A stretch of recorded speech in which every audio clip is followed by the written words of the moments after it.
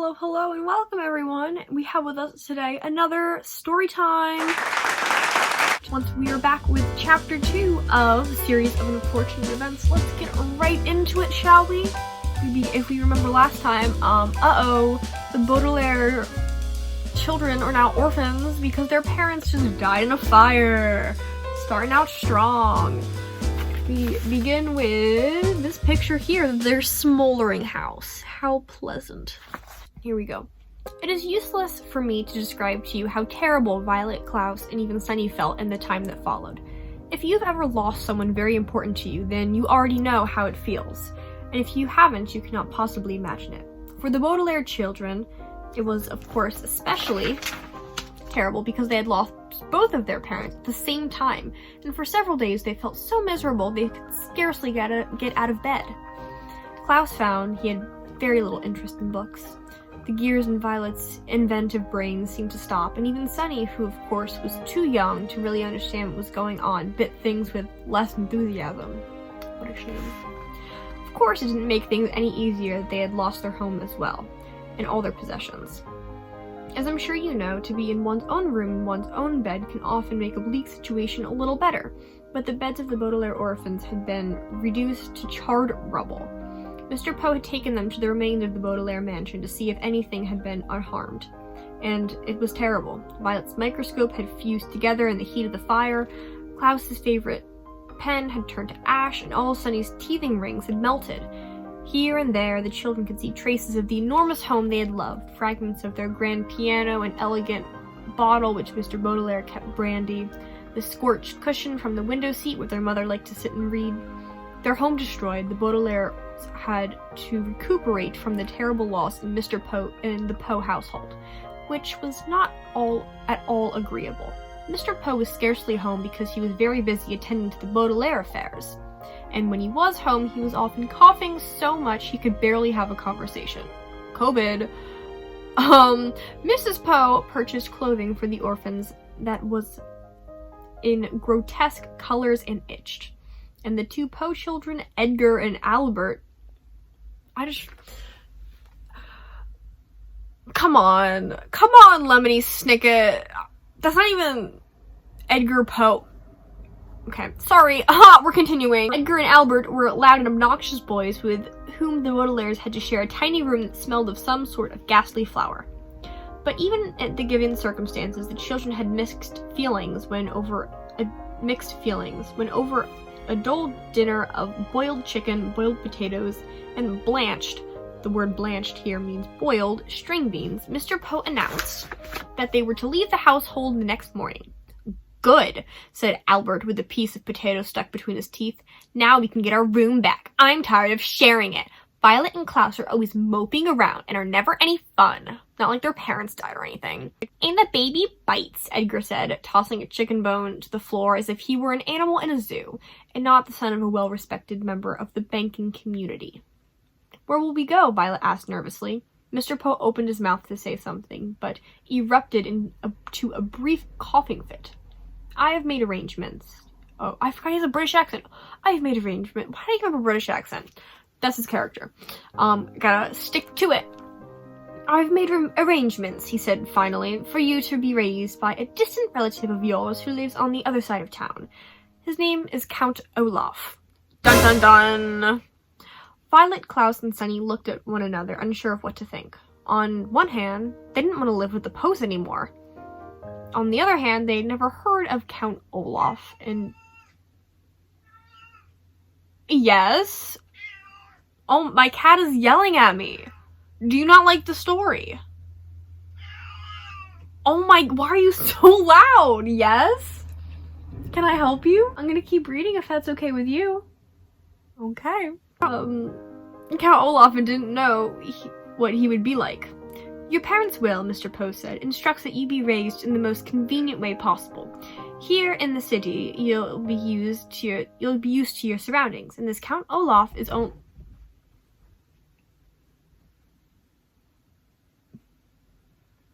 Hi.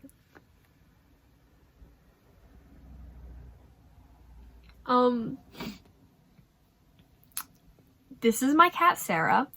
I think I'm gonna have to ask you to go. I love you, but I'm not right now. I know. Say goodbye. Oh, down you go. Okay.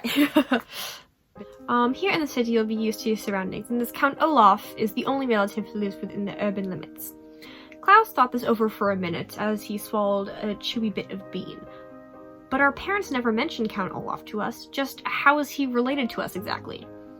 Mr. Poe sighed and looked down at Sunny, who was biting a fork and listening closely. He is either a third cousin 4 times removed, or fourth cousin 3 times removed. He's not your closest relative on the family tree, but he is the closest geographically. That's why, if he lives in the city, Violet said, why didn't our parents ever invite him over? Possibly because he was very busy, Mr. Poe said. He's an actor by trade and often travels around the world with various theater companies. I thought he was a count, Klaus said. He is both a count and an actor, Mr. Poe said. Now, I don't mean to cut short our dinner, but you children have to pack up your things, and I have to return to the bank to do some more work. Like your new legal guardian, I am very busy myself. The 3 Baudelaire children had many more questions for Mr. Poe, but he had already stood up from the table. With a slight wave of his hand, he departed from the room. They heard him coughing into his handkerchief, and then the front door creaked shut as he left the house. Well, Mrs. Poe said, you 3 had better start packing. Edgar, Albert, please help me clear the table. The Baudelaire orphans went to the bedroom and glumly packed their few belongings. Klaus looked distastefully at each ugly shirt Mrs. Poe had brought for him and folded them and put them into a very small suitcase. Violet looked around the cramped, smelly room in which they had been living, and Sunny crawled around solemnly, biting each of Edgar and Albert's shoes, leaving small teeth marks in each one so she would not be forgotten. Smart girl. From time to time, the Baudelaire children looked at one another, but with their future such a mystery they could not think of anything to say. At bedtime they tossed and turned all night, scarcely getting any sleep between the loud snoring of Edgar and Albert and their own worried thoughts. And finally, Mr. Poe knocked on the door and stuck his head into the bedroom. Rise and shine, Baudelaires, he said. It's time for you to go to Count Olaf's. Violet looked around the crowded bedroom, even though she didn't like it. She felt very nervous about leaving. Do we have to go right this minute? She asked. Mr. Poe opened his mouth to speak, but had to cough a few times before he began. Yes, you do. I'm dropping you off on the way to the bank, so we need to leave as soon as possible. Please get out of bed and get dressed, he said briskly. The word briskly here means quickly, so as to get the Baudelaire children to leave the house. The Baudelaire children left the house. The Baudelaire children left the house. Mr. Poe's automobile rumbled along the cobblestone streets of the city toward the neighborhood where Count Olaf lived. They passed horse-drawn carriages and motorcycles along Doldrum Drive. They passed the fickle fountain and elaborately carved monument that occasionally spat water in which the young children played. They passed an enormous pile of dirt where the royal gardens once stood. Before too long, Mr. Poe drove his car down a narrow alley lined with houses made of pale brick and stopped halfway down the block. Here we are, Mr. Poe said in a voice undoubtedly meant to be cheerful. Your new home. The Baudelaire children looked out and saw the prettiest house on the block. The bricks had been cleaned very well, and through the wide and open windows one could see an assortment of well-groomed plants. Standing in the doorway with her hand on the shiny brass doorknob was an older woman smartly dressed, who was smiling at the children. In one hand she carried a flower pot. Hello there, she called. Oh, what's the voice for her? Hello, I don't know, normal voice. My mind is blank today. I'll think of one for her. Hello there, she called out. You must be the children Count Olaf is adopting. Violet opened the door of the automobile and got out to shake the woman's hand. It felt firm and warm, and for the first time in a long while, Violet felt as if her life and the lives of her siblings might turn out well after all. Yes, she said. Yes, we are. I'm Violet Baudelaire, and this is my brother Klaus and my sister Sunny. And this is Mr. Poe, who's been arranging things for us since the death of our parents. Yes, I heard about the accident, the woman said. As everyone said, how do you do? I am Justice Strauss. I know. I'll look it up when I say Strauss. That's an unusual first name, Klaus remarked. It's my title, she explained. Not my first name. I serve as a judge on the High Court. How fascinating, Violet said. Are you married to Count Olaf? Oh, goodness me, no, Justice Strauss said. I don't actually know him that well. He's my next-door neighbor. The children looked from the well-scrubbed house of Justice Strauss to the dilapidated one next door. The bricks were stained with soot and grime, and there were only 2 small windows which were closed with the shades drawn, even though it was a nice day.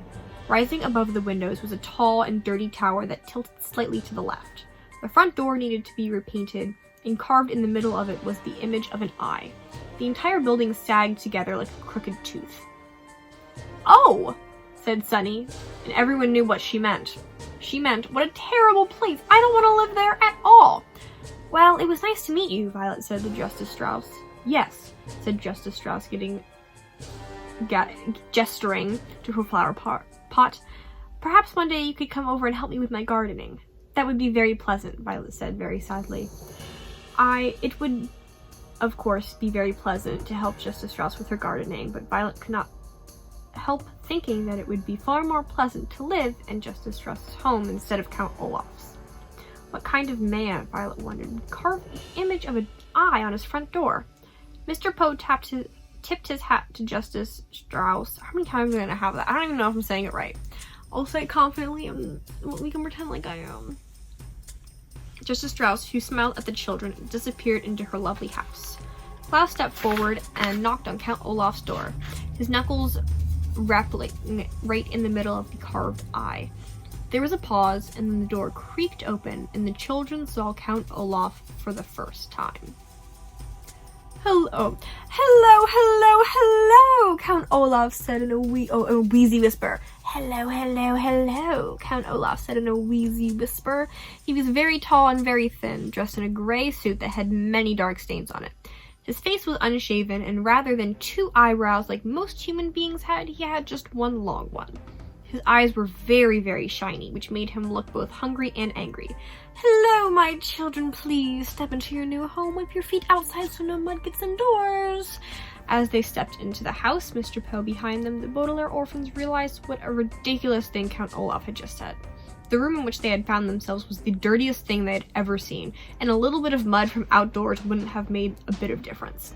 Even from the dim light of the one bare light bulb that hung from the ceiling, the 3 children could see that everything in this room was filthy, from the stuffed head of a lion which was nailed to the wall to the bowl of apple cores which sat on a small wooden table. Klaus willed himself not to cry as he looked around. This room looks like it needs a little work," Mr. Poe said, peering around the gloom. "I realize that my home isn't as fancy as the Baudelaire mansion," Count Olaf said, "but perhaps with a bit of money we could fix it up a little nicer." Mr. Poe's eyes widened in surprise, and his coughs echoed in the dark room before he spoke. "The Baudelaire fortune," he said sternly, "will not be used for such manners. In fact, it will not be used at all until Violet is of age." Count Olaf turned to Mr. Poe with a glint in his eye like an angry dog. For a moment, Violet thought he was going to strike Mr. Poe across the face. But then he swallowed. The children. Then he swallowed. The children could see his Adam's apple bob in his skinny throat, and shrugged his patchy shoulders. "All right, then," he said. "It's the same to me. Thank you very much, Mr. Poe, for bringing them here. Children, I will now show you to your room." "Goodbye, Violet, Klaus, and Sunny," Mr. Poe said, stepping back through the front door. "I hope you will be very happy here. I will continue to see you occasionally, and you can always contact me at the bank if you have any questions."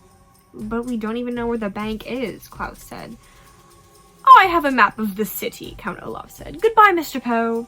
He leaned forward to shut the door, and the Baudelaire orphans were too overcome with despair to get the last glimpse of Mr. Poe. They now wished they could all stay at the Poe household, even though it smelled.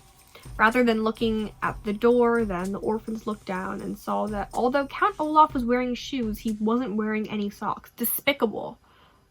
They could see in the space of pale skin between his tattered trouser cuff and his black shoe that Count Olaf had an image of an eye tattooed on his ankle, matching the eye on his front door.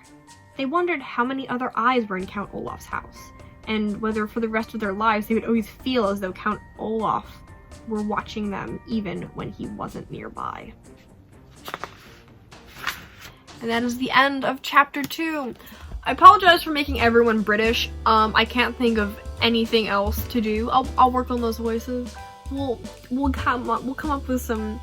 Comment what kind of voices the characters should have.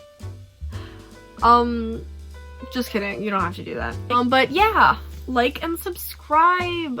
Subscribe to our channel, please. We have 5 followers, and they're just all us.